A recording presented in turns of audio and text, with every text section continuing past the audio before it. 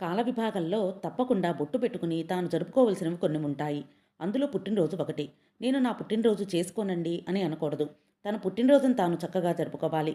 పుట్టినరోజు జరుపుకోవడానికి శాస్త్రం ఒక విధిని నిర్ణయించింది. పుట్టినరోజు జరుపుకునే వ్యక్తి ఆ రోజు తెల్లవారుజామునే నిద్ర లేచి అభ్యంగన స్నానం చెయ్యాలి. ఒంటికి నూనె రాసుకుంటే అలక్ష్మి తొలగిపోతుంది. నూనె అల్లుతుకొని తలస్నానం చేస్తారు. చేసే ముందు పెద్దవాళ్ళు తల మీద నూనె పెట్టి ఆశీర్వాదం చేయటం, వెన్నుపాము నిమరటం ఆచారంగా వస్తోంది. స్నానం చేసిన తర్వాత ఇష్టదేవతారాధన చెయ్యాలి. ఇంట్లో కులదైవం, ఇష్టదైవం ఉంటారు. వారిరువురిని ఆరాధన చెయ్యాలి.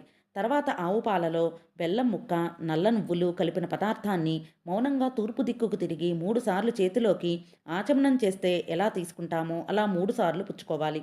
ఇలా పదార్థాన్ని 3 సార్లు పుచ్చుకుంటే వచ్చే పుట్టినరోజు లోపల ఏదైనా గండాలు ఉంటే తొలగిపోతాయి. తర్వాత 7గురు సప్తచిరంజీవుల పేర్లను తలుచుకోవాలి. అశ్వత్థామ బలిర్వ్యాసో హనుమానాంశ్చ విభీషణః కృపః పరశురామశ్చ సప్తైతే చిరజీవనః అని 7గురు చిరంజీవుల పేర్లను స్మరించాలి. తల్లిదండ్రులకి, గురువులకి తప్పకుండా నమస్కారం చెయ్యాలి.